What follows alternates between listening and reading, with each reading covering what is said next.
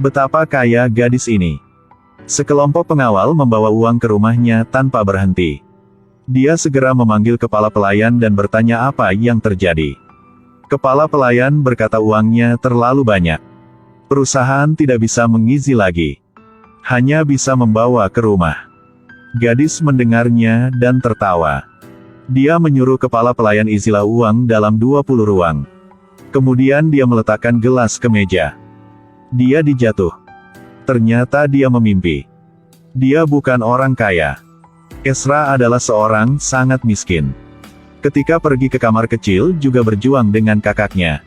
Kemudian mendorong di bas. Dia tiba-tiba menemukan bahwa suaminya yang baru bercerai sudah menjadi miliarder. Dia membuka mata lebar karena sulit untuk percaya. Pada saat ini mantan suami sedang di konferensi pers. Juga mengucapkan terima kasih kepada istrinya.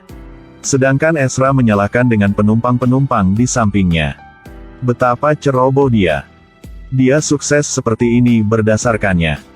Orang-orang di sampingnya tak paham. Orang ini benar-benar tahu cara menipu. Setelah kembali restoran, dia sudah mendengar dua orang sedang berdiskusi tentangnya. Untungnya mantan istri Ozan sudah bercerai dengan dia baru ada hari ini. Katanya bahwa mantan istrinya dibagi setengah harta. Semakin banyak keduanya berbicara, semakin menarik. Ezra marah. Memegang mesin kartu dan memukul kepala pelanggan. Setelah memukul, dia dibawa ke kantor polisi. Pria berkata dirinya sendiri tiba-tiba dipukul oleh wanita ini. Ezra berkata dia terhina olehnya. Karena dia adalah mantan istri Ozan. Hal ini membuat semua orang tertawa. Dengan penampilan ini, hanya adalah pria akan tidak menikah dengan Anda. Keduanya berjuang lagi. Anda berkata Anda adalah mantan istri Ozan. Jadi panggillah dia datang ke sini. Kita lewat hal ini. Ezra tergencang. Setiap orang, setiap jalan. Dia menerima masuk penjara. Juga tidak ingin dia melihat penampilan busuknya. Pada saat ini bunyi telepon Ozan menyalakan. Dia masih menyimpan telepon sebelumnya. Zeni bercerita dia apa sudah terjadi. Ozan berkata itu masalahnya. Tidak berhubungan dengan saya. Ketika Ezra menunggu hasil keputusan, Ozan sudah datang. Melihat bayangan akrab Ezra, rasa dalam hatinya sangat rumit. Ezra berbalik. Tak disangka dia benar-benar datang. Sebelum pergi, Ezra mengucapkan terima kasih kepadanya. Tak disangka Ozan menunjukkan wajah kurang sabar. Dia mau nantinya dia tidak mengganggu dia. Apakah kamu sedang bercanda? Bukan aku meneleponmu. Jika bukan kamu berkata berita kamu membagikan setengah harta untukku. Aku juga tidak ada masalah apapun. Ozan berkata aku sudah lupa kamu sejak lama. Sekarang aku ada uang kamu menemuiku. Jangan mimpi lagi. Sudah bercerai bertahun-tahun. Pertama kali bertemu lagi tidak senang. Sebelumnya Ozan adalah seorang lelaki miskin. Ezra karena mendukung Ozan memulai sebuah bisnis. Bekerja banyak pekerjaan dalam sehari. Pagi siang dia bekerja di toko hamburger. Siang hari memakai kostum untuk menghibur anak-anak. Sore hari membuka macet. Jika hujan akan basah seperti kulit tikus yang terkelupas. Setelah pulang rumah, suami selalu dingin dengannya. Dan hanya peduli tentang proyeknya. Baru saja istirahat sebentar. Rumah sudah mati listrik. Kamu pria tapi tidak bisa membayar uang listrik. Pernikahan dengan seorang tak peduli semua di sekitarnya. Membuat dia dihancur. Tapi dia membersihkan laptop. Dan mengatakan harus pergi ke toko internet untuk mengerjakan proyek tersebut. Ketika dia kembali, Ezra sudah bertekad mau bercerai. Dia tak mau hidup hari bulan. Tidak bisa membayar uang listrik dengannya lagi. Sebenarnya dia sudah dedikasi untuk Ozan. Bahkan rumah yang dia gadaikan. Tak disangka baru saja bercerai bertahun-tahun. Baru bertemu sudah menganggap dia sebagai musuh. Setiap ketika rindu Ezra. Dia juga kurang tidur sepanjang malam. Besok, Ozan melewati restoran yang Ezra bekerja. Dia menurunkan jendela mobil dan melihatnya. Penampilan bosan dia membuat dia tak bertahan jadi menelepon dia. Berkata mau bertemu dengannya. Tentu saja, daya tariknya tidak berkurang dibandingkan tahun itu. Dia segera berkata dia sibuk untuk memarahkannya. Tapi Ozan tak peduli. Setelah berkata alamat segera mati telepon. Ezra gembira. Buru-buru berlanja-lanja. Kemudian dia puas dan bertemu Ozan. Di bawah bimbingan sekretaris. Dia pergi ke kantor kerja Ozan. Ezra mengucapkan maaf karena masalah kemarin. Awalnya memikir bisa mempertahankan nasib sebelumnya. Tak disangka Ozan tak berkata apapun. Kemudian memberikannya sebuah kontrak. Menyuruh Ezra menandatangani. Dia akan segera memberinya kompensasi besar. Mulai sekarang, keduanya tidak akan memiliki hubungan apapun. Kemudian memberinya cek lagi. Ezra segera tergencang. Tapi Ozan bilang, "Bukankah ini semua yang kamu ingin? Aku tak ada uang, kamu mengusirku. Sekarang aku ada uang. Kamu menemuiku." Hati Ezra yang sudah lama ditunggu-tunggu, hancur seketika. Dia menderita ketidakpuasan di dalam hatinya. Dan menandatangani namanya ke atas. Kemudian dia merobek cek Ozan. Lalu melemparnya ke wajah Ozan. "Jangan bawa uang kotormu untuk menghinaku. Aku berpikir kamu akan mengucapkan maaf kepadaku. Tak disangka seorang pernah baik sepertimu. Ketika ada uang menjadi buruk seperti ini." Setelah memarahinya, dia segera pergi. Ketika dia pergi ke bawah dengan marah, dia menabrak seorang wanita. Kopi panas dituangkan ke seluruh Ezra. Dia tidak mendengar kata maaf tetapi juga dimarahi. Ini benar-benar bencana tanpa harapan. Seorang pria pergi ke dekat dan bertanya apa kabar. Apakah dia terluka atau tidak? Ezra yang tidak beruntung segera kehilangan kesabaran. Dia menangis dan berkata bahwa dia telah dipermalukan dan kopi tumpah ke atasnya. Dia memarahi ketika Ozan tak ada apapun. Untungnya ada dia.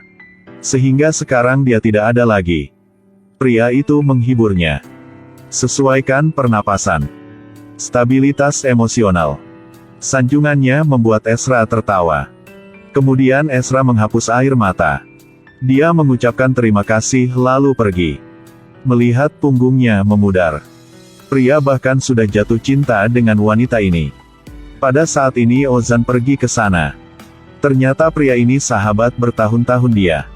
Setelah Ezra pulang rumah, keluarganya tahu dia menemui Ozan. Kakaknya bertanya betapa uang yang Ozan memberikannya. Ezra mengatakan dia memberinya cek. Hal ini membuat kakaknya sangat agitasi. Dia buru-buru mengobrak-abrik tas Ezra. Tapi tidak ada apapun.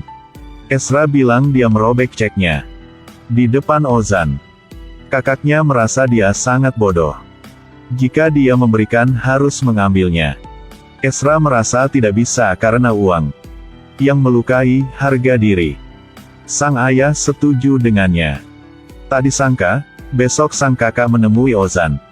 Begitu melangkah masuk sudah mulai tersanjung. Ozan langsung ke intinya. Ozan tahu dia pergi ke sini untuk mengambil uang. Jadi memberikan dia cek. Kakak itu membawa cek itu ke kamar kecil. Tangannya gemetar karena kegembiraan. Dia perlahan mengeluarkan cek itu. Baru saja melihat cek ini, dia merasa sudah kaya. Di jalan pulang rumah, dia melihat seorang anak laki-laki dan tidak lupa memberinya uang. Ada uang melakukan apa juga percaya diri. Sedetik kemudian, dia bertemu rentenir. Mereka membawanya ke pinggiran kota yang sepi. Jika tidak membayar mereka akan menguburnya di sini. Tak ada cara lainnya. Dia hanya bisa menggunakan uang yang baru saja dia terima untuk membayar hutangnya. Dia kembali ke rumah dengan wajah kotor. Ezra tahu kakaknya tersembunyinya. Menemui Ozan untuk mengambil uang supaya membayar rentenir. Sang ibu marah segera memukulnya. Tak ada cara yang lain, Ezra hanya bisa pergi ke rumah Ozan. Bertanya dia mengapa memberikan uang kepada kakaknya. Tapi Ozan bilang kalian benar-benar tahu bagaimana harus bertindak. Kamu berpura-pura tak perlu. Kemudian menyuruh kakakmu menemuiku untuk mengambil uang. Ezra berkata bahwa dia benar-benar tak tahu kakaknya menemuinya. Awalnya aku mau mengembalikan untukmu. Tapi uang itu dibayar hutang oleh kakakku. Ozan tertawa. Ezra bilang bagaimanapun dia juga akan mengembalikan uang itu padanya. Ozan bilang meski membayar atau tidak, juga tidak penting. Lagi pula, tidak perlu bertemu lagi. Sebelum pergi, Ezra bertanya Ozan mengapa waktu pendaftaran perusahaan berubah menjadi tanggal perceraian. Ozan bilang hari itu dia sudah menerima uang investasi. Juga ada kehidupan yang baru. Ezra sulit untuk percaya. Selama proses itu, aku selalu mendukungmu. Tapi kamu tak berkata apapun denganku. Ozan marah berkata, aku hanya ingat kamu sudah mengusir aku dari rumah. Membuat aku seperti seorang tidak ada rumah. Dia juga bilang sebelumnya kamu pernah cintaku. Mengganggumu nantinya. Jangan menemuiku karena uang lagi. Dan mengganggumu sejak sekarang sampai nantinya. Pergi dari hidupku. Setelah berkata dia pergi tanpa melihat lagi. Sedangkan Ezra berdiri di tempat dengan tergencang. Setelah Ezra keluar, dia memarahi foto Ozan. Tapi dia tidak sengaja melihat berita informasi pekerjaan di bawah. Dalam kepalanya segera ada pikiran yang berani. Jadi dia menemui Zainab. Dan bercerita tentang rencananya. Dia mau menelepon perusahaan antar Ozan. Membuat Ozan jatuh cinta dengannya lagi. Kemudian menghancurkan dia. Zainab merasa Ozan akan tidak jatuh cinta Ezra lagi. Ezra bilang jika mau menangkap harimau, harus masuk ke gua harimau. Keesokan harinya, dia pergi ke perusahaan Ozan untuk lamar. Dia melihat sekitarnya semua gadis yang lebih muda dan cantik daripadanya. Dia agak kurang percaya diri. Saat ini pria itu datang. Dia diatur oleh kakeknya untuk berlatih di perusahaan. Pada saat melihat Ezra, keduanya tertawa. Melihat keduanya berbicara dengan senang-senang. Ketika wawancara, majikan mengatakan bos perusahaan akan mewawancarai secara pribadi. Untuk sesaat Ezra panik. Ketika Ozan masuk, Ezra panik buru-buru berbalik dengannya. Kemudian mengambil kesempatan untuk melarikan diri. Tapi dipanggil oleh Ozan. Mengapa ada orang yang ingin pergi? Tidak ada cara yang lain. Setelah Ezra berbalik, Ozan segera tergencang. Ezra, jangan berteriak, adalah aku. Wanita ini merun dari mobil. Mengungkapkan pergelangan tangan yang dilapisi emas. Melihat hampir 1 kilogram. Tujuannya tidak ada bedanya dengan membuat saudara lainnya kesal. Putranya sudah kaya. Juga digunakan $500.000 untuk mempermalukan mantan istrinya. Mantan istrinya untuk membalas dendam. Dia melamar ke perusahaannya sebagai magang. Tidak mengharapkan wawancara itu. Diwawancarai oleh mantan suaminya sendiri. Ezra agak panik. Berniat melari tapi dipanggil oleh Ozan. Ketika dia berbalik, Ozan juga terkejut. Sekretaris berkata kita hanya baru mulai. Apakah Anda tidak mau membiarkan diri sendiri satu kesempatan? Ozan menggelengkan kepalanya untuk menyuruhnya menolak. Ezra tiba-tiba mengubah pikiran. Tidak pergi lagi. Ozan melihat resumenya. Ingin menggali dengan sengaja membuatnya sulit. Dikatakan dia dulu bekerja sebagai konsultan mode. Ozan bertanya dia pernah bekerja untuk orang bagaimana. Sebenarnya gelar konsultan fashion. Hanya menjual persediaan. Dia dengan cepat melewati pertanyaan itu. Akhirnya mendapatkan 2 poin plus. Dia bertanya lagi bahwa dia pernah menjadi manajer penjualan. Apa produk yang dia menjual? Sebenarnya bekerja sebagai counter test di supermarket. Tapi Ezra gesit. Mengubah topik pembicaraan. Semua pemimpin senior sangat terkesan. Dan dengan suara bulat dihargai. Ketika keluar, Ozan lewat dan meliriknya. Kemudian kirim pesan teks ke Ezra. Menyuruh dia pergi ke taman dekat perusahaan untuk berbicara. Baru bertemu Ozan sudah bertanya, apakah perusahaan sudah habis? Maka dia pergi ke perusahaannya. Dia benar-benar tak mau melihatnya lagi. Ezra bilang aku yang berkarakter. Direkrut ke dalam perusahaan lebih dari siapapun. Itu karena dukungannya di belakang. Dia baru saja ada hari ini. Tapi Ozan bilang, jangan memperingati sebelumnya. Jangan buang waktu dengannya juga. Ezra segera mengikuti dan berkata dengan Ozan, bukankah seharusnya aku berlutut memohon? Kamu baru saja setuju? Ozan tantangan. Mengatakan padanya untuk mencoba berlutut untuknya. Kata-kata ini membuat Ezra tergencang. Mengapa dia tidak bertindak seperti orang biasanya? Dia ragu-ragu. Akhirnya marah. Aku berlutut tanah berlutut langit. Pasti tidak berlutut di depanmu. Dia tahunya akan tidak melakukan seperti itu. Jadi pergi. Ezra dimarahkan. Dia juga memarahi dia jahat. Setelah pulang ke kantor. Lihat peringkat pewawancara. Ezra posisi pertama. Dia meremas laporan itu dan membuangnya ke tempat sampah. Bertekad untuk tidak mempekerjakannya. Ezra curhat ke sahabatnya. Menemui Ibu Ozan di jalan. Dia berpikir sedang memimpi. Tapi sahabatnya berkata, mereka sudah tinggal di sini. Dia mengenang kenangan ibu mertua yang penuh kebencian ini. Ketika putranya berfoto pernikahan. Dia yakin berdiri di tengah. Tidak peduli siapapun. Saat keluar, bersaing untuk mendapatkan kursi co-driver dengan menantu perempuan. Dia tak setuju maka berpura-pura sakit mobil. Yakin harus duduk di samping putranya. Putra-putra seperti ini. Memang tak bisa tahan lagi. Akhirnya dia menunjukkan dia sebagai pemenang di depannya. Hubungan ibu mertua, menantu perempuan ini membuatnya ingin menjadi gila. Berpikir itu, Ezra merasa. Hanya perlu mereka tak melakukan apapun dengan dia. Maka itu tidak ada hubungannya dengan dia. Baru saja selesai berbicara. Seolah-olah dia datang untuk memulai percakapan. Tanyakan padanya apakah dia menyesal melihat mantan suaminya.